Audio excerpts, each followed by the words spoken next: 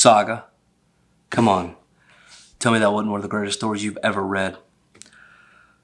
It was definitely one of the greatest stories I've ever read. The emotions, it puts you through the connection you end up having with these characters, the character development, the struggles they go through, the new character introduction. You can't beat it. And tell me that intro wasn't awesome. In all seriousness though, we're going to be doing a review, kind of a reaction, spoiler free, and you guessed it, the Saga 1, 2, and 3 hardcover deluxe. Stay tuned.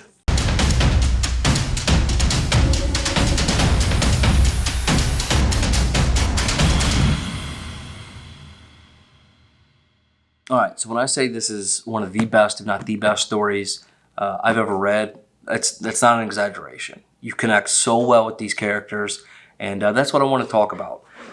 I was going to do a review, and with spoilers, things like that. I decided I don't want to ruin this for anybody who might read it, and if anything, I want this to be a huge go read it type video. Like, hey, this is what you need to go pick up next. So there's right now 3 volumes, 54 issues of the hardcover deluxe. They're all really nice. Again, in a collected edition, hardcover. You can see there's a bit of a shine with some fingerprints where the characters are. Okay. And then it's kind of a matte here. Be careful, they do scratch a little bit. But that's not the important thing. The important thing here is the story and what it's about. So everybody else told me, hey, read Saga. I never did. And to be honest with you, I had no clue what it was about. So let's talk a little bit about what it's about, kind of what it's set in, and some of the themes real quick. So think of it this way: a Romeo and Juliet type story set in space, kind of Star Warsy, if you will. But it's an adventure story. So if you know the idea of like a Romeo and Juliet story doesn't appeal to you, don't worry. It's not just that. So if you're really into like a space adventure, you get a lot of that, and that's really heavily kind of what you're seeing here. Now, the themes of the book, a lot of family themes. There's some other things that definitely Brian K. Vaughan brings up, but very, very family oriented all the way through. Every character, it's family based, and that was kind of my connection point. You know, specifically with Hazel here. You know, you're basically kind of following her along, and Brian K. Vaughan, the writer, does a wonderful job with the character development, even as a baby. And the way he does it is very interesting with kind of the way she narrates the book. So throughout the story, you're seeing her kind of her viewpoint, her response to situations that have happened in her life through the story. And Photographics did a wonderful job lettering this book. So, you know, not only did Brian K. Vaughan do a great job with the writing, Fiona Staples on the art, wonderful job with the lettering, especially with Hazel and kind of her narration. Some of the main characters. Hey, don't forget to leave us a comment down below. We're doing our 1,000 subscriber giveaway. All you have to do to enter is leave a comment. This could be the video we pick to run that random comment selector on. Check out the 1,000 subscriber giveaway video on our homepage to see what you win on top of a gift card to your local comic shop. All right, back to the video. I'm going to pull up the trade paperback here. So this is actually how I read it, was the first trade paperback. So you have Alana and Marco, and I'll pull up here close so you can see, and then Hazel, the little baby. So Alana and Marco, they're wings and horns. Wings and horns are not supposed to be together. They're basically warring species, races, whatever you would like to call them. And that's basically consistent throughout the whole book. And that's kind of where it picks up, is you have Alana and Marco. And it's not really a spoiler because it's the first issue. And they have Hazel. And as we know, if any government that has, a hole in their story or gives people a sign of hope, that's an issue for them, right? It's the inability for that group to lose control. And that's what scares the people, the governments, is if Alana and Marco are shown as being together, what does that mean for the war going on, right? And that's kind of, the Romeo and Juliet theme, right? You have, Alana and Marco who aren't supposed to be together, and they are, and literally everybody is trying to prevent that. And then they have a kid who is both a wing and a horn. And it's kind of been fabled that they're not supposed to be able to have babies. It's not supposed to work.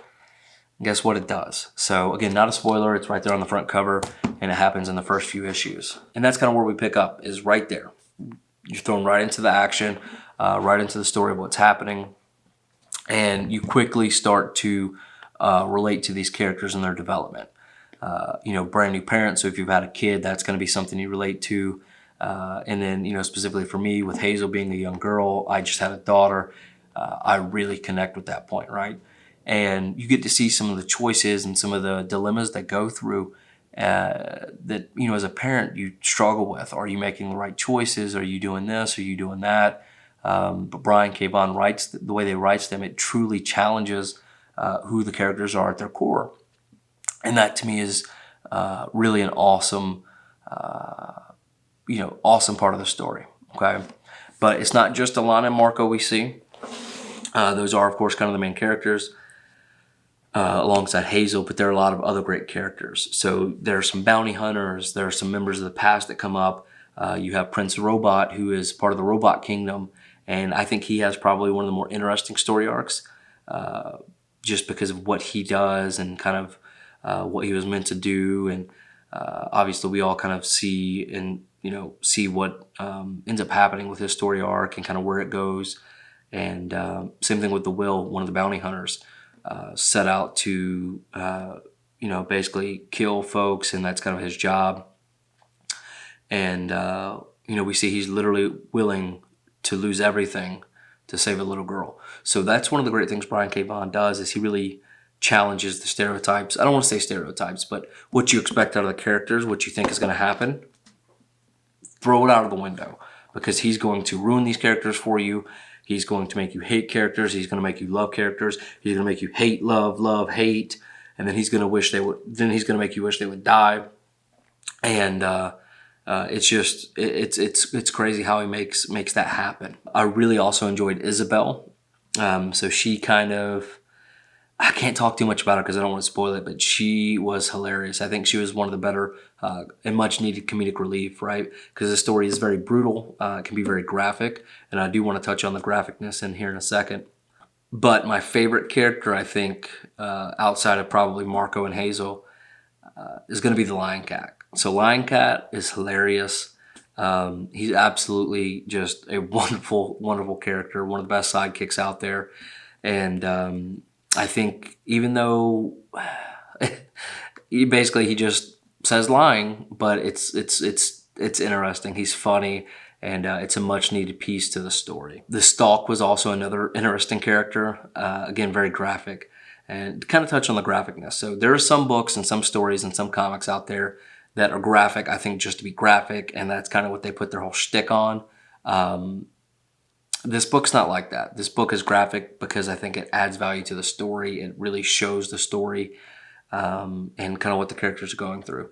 So some of the scenes you see, some of what's going on, it seems a little much. It's not really a whole bunch of frivolous graphicness, if that's a way to say it. It's not really frivolous, right? I mean, it's some of the things are very necessary and really helps kind of set that tone for you in those moments, right? Because that's what comics are. They have to be that way in some aspects. But don't let your kids buy this book. I also think one of the most interesting characters was Oswald Heist. You hear a lot about him in the book. You do get to see a little bit about him, I believe in volume 2, quite a bit. It might have been volume 1, but it was earlier on. And as you'll find out, and it's not really a spoiler because it doesn't really impact the story one way or another or anything like that, but you really kind of see that what this character does and what he writes is basically the influence for Alana and Marco and kind of their story. So that was kind of neat to see that in a graphic novel, you're seeing how somebody's writing, even though it's fictional writing, also has a huge impact on the story. So I thought that was kind of a neat theme. So what I'll say is reading the book, definitely each hardcover, challenged you emotionally, right? And kind of your connection to the characters. If you get into comics like that, I normally kind of am not really involved, but this story drew me in. And what I'll say specifically is a warning for you people watching and have interest in reading this. Once you get to book number 3, be prepared. Just go ahead and forewarned. It's going to have an impact. When I posted on Instagram, our Instagram at Two Brothers Comics, said, hey, it finally came in. Literally people were on there commenting, you know, hey, reach out if you need to just talk after you read it, or let me know. And I was like, I can't be that bad, or it can't have that big of an impact really, because there's nothing, I don't want to say bad, but I'll say impact. And I was wrong. And you'll see in the intro I did, there was a couple of pages that were black. And I put that in the intro because I thought it was obviously a cool transition piece. I thought that was kind of a neat way to utilize that. But it also, what happens before these black pages, that's all I'll say. That's all I'll say. And the way Brian leaves this book, I mean, it's tough. I couldn't imagine having read this when it first came out, and now waiting all this time on the next volume, the next 54 issues coming out. So I'm thankful I read it when I did. It's supposed to be kind of returning at some point soon. I know there's been a lot of talk from him. It sounds like that he is going to be pushing this back out again at some point in the near future.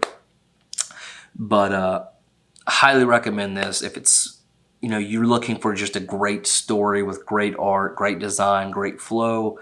I can't say enough about the character development.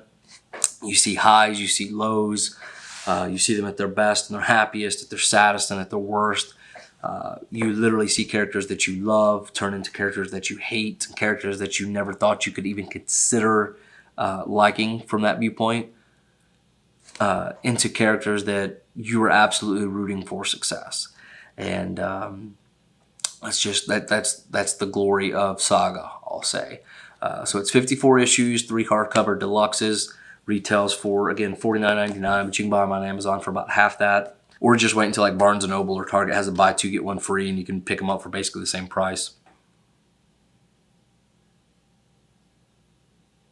And when I think about the ending, quiet. That's really the only way to describe it, just like, wow. But guys, I hope you enjoyed that kind of ramble on about Saga. I enjoyed the book. I really hope you guys do too. If you've already read the book, drop me a comment. Let me know what you thought about the book. If you had the same impact, if you thought it was great. And if you're considering it, I can't more highly recommend another story. At least go pick up the trade paperback for $9. It's worth it 100%. And if you're not hooked after reading just the trade paperback, I'd be shocked. Don't forget to subscribe, like, and share. Again, drop me a comment. Let me know your thoughts on the book. If you like this video, let me know. If you kind of like the concept of it, I think it's kind of a neat thing to just be able to sit, talk to you guys, give my thoughts, my opinions on these books. And, you know, for what it's worth, hopefully you find some joy out of it and connect to it a little bit too. The ending, I'm telling you, it's crazy. All right, as always, collect your way. Thanks so much.